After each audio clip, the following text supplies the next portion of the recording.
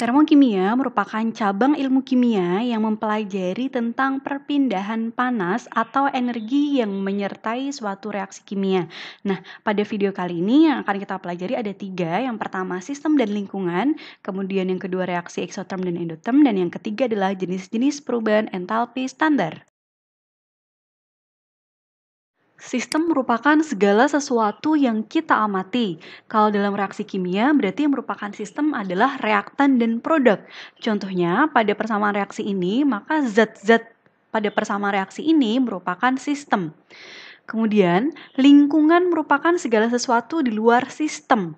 Contohnya ketika kita mencampurkan larutan NaOH dan HCl tadi dalam gelas kimia, maka yang merupakan lingkungan adalah gelas kimia itu sendiri, kemudian mungkin termometer yang digunakan untuk mengukur suhu campuran, udara sekitar, dan tangan yang menyentuh gelas kimia tersebut. Sistem sendiri terbagi menjadi tiga. Yang pertama, sistem terbuka yang memungkinkan mengalami pertukaran materi dan energi. Contohnya adalah pada secangkir kopi yang terbuka. Pada secangkir kopi yang terbuka tersebut, kita dapat merasakan panas pada cangkir tersebut. Artinya terjadi pertukaran energi panas. Selain itu, kita juga dapat melihat uap panas ataupun mencium bau kopi. Artinya terjadi pertukaran materi. Kemudian yang kedua, sistem tertutup, yakni sistem yang hanya mengalami pertukaran energi saja, namun tidak dapat mengalami pertukaran materi. Contohnya pada gelas kopi yang tertutup. Pada gelas kopi yang tertutup tersebut, kita masih dapat merasakan panas dari cangkir tersebut. Kemudian yang ketiga adalah sistem terisolasi yang tidak mengalami pertukaran energi maupun materi. Contohnya adalah tremos. Selanjutnya, apa itu perubahan entalpi? Entalpi sendiri merupakan energi kimia yang terkandung dalam suatu zat atau suatu sistem. Entalpi sendiri tidak dapat diukur ya. Yang dapat dihitung itu adalah perubahan entalpinya yang merupakan selisih entalpi produk dikurangi entalpi reaktan. Perubahan entalpi menunjukkan kalor yang dilepas ataupun diserap dalam suatu reaksi kimia dalam keadaan tetap. Persamaan termokimia merupakan persamaan reaksi setara yang dilengkapi dengan harga perubahan entalpinya. Contoh bisa kalian lihat, delta H-nya berharga negatif, artinya ini merupakan reaksi eksoterm ya. Nah, ini merupakan reaksi pembakaran, berarti cara membacanya, reaksi 1 mol gas CH4 bereaksi dengan 2 mol gas O2 menghasilkan 1 mol gas CO2 dan 2 mol gas H2O. Ini akan melepaskan atau menghasilkan sebesar 802,3 kJ kalor. Jikalau reaksi tersebut jumlah reaktannya 2 kali lipat atau jumlah mol atau koefisiennya dikalikan 2, maka harga delta H-nya juga harus dikalikan 2 ya. Nah, apabila reaksi tersebut dibalik, maka harga delta H-nya juga ikut dibalik ya, yang awalnya negatif menjadi positif atau sebaliknya. Contohnya pada persamaan reaksi ini merupakan kebalikan dari persamaan reaksi yang pertama. Maka harga delta H-nya menjadi plus 802,3 kJ, yang artinya reaksi ini merupakan reaksi endoterm yang membutuhkan atau menyerap energi. Berdasarkan perpindahan kalornya, reaksi dibagi menjadi dua, yaitu reaksi eksoterm dan reaksi endoterm. Reaksi eksoterm adalah reaksi yang melepas kalor, di mana kalor mengalir dari sistem ke lingkungan. Sedangkan reaksi endoterm adalah reaksi yang menerima kalor, di mana kalor mengalir dari lingkungan ke sistem. Kemudian ciri dari reaksi eksoterm itu adalah suhu lingkungannya naik atau akan terasa lebih panas. Sedangkan reaksi endoterm suhu lingkungannya turun atau akan terasa lebih dingin.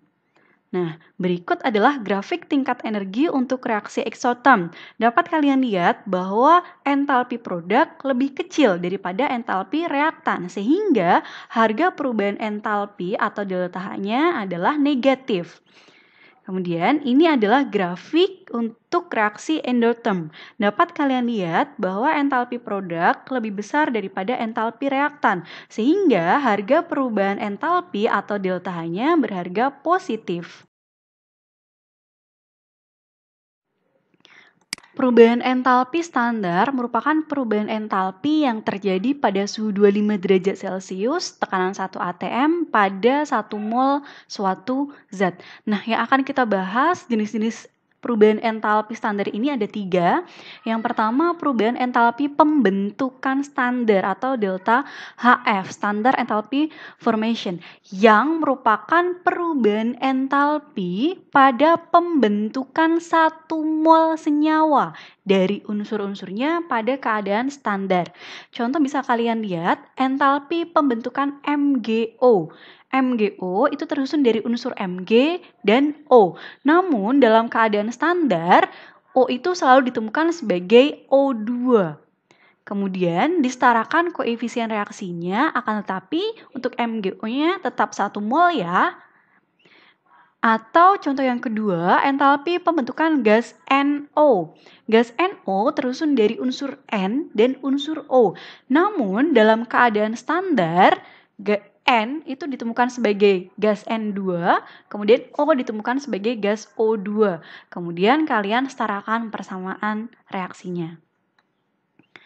Kemudian perubahan entalpi standar yang kedua adalah perubahan entalpi penguraian standar atau delta HD, Standard Enthalpy Decomposition atau Dissociation, yang merupakan perubahan entalpi pada penguraian 1 mol senyawa menjadi unsur-unsurnya pada keadaan standar.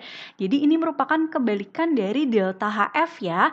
Nanti harga delta HD-nya itu berkebalikan dengan harga delta HF. Contoh, bisa kalian lihat, entalpi penguraian H2O. H2O tersusun dari unsur H dan unsur O. Namun dalam keadaan standar, H itu ditemukan sebagai gas H2, kemudian O ditemukan sebagai gas O2, kemudian kalian setarakan koefisien reaksinya. Kemudian perubahan entalpi standar yang ketiga adalah perubahan entalpi pembakaran standar atau delta HC, Standard Enthalpy Combustion, yang merupakan perubahan entalpi pada pembakaran 1 mol senyawa pada keadaan standar. Yang namanya pembakaran itu merupakan reaksi zat yang dibakar dengan gas O2 ya. Jadi contohnya entalpi pembakaran CH3OH.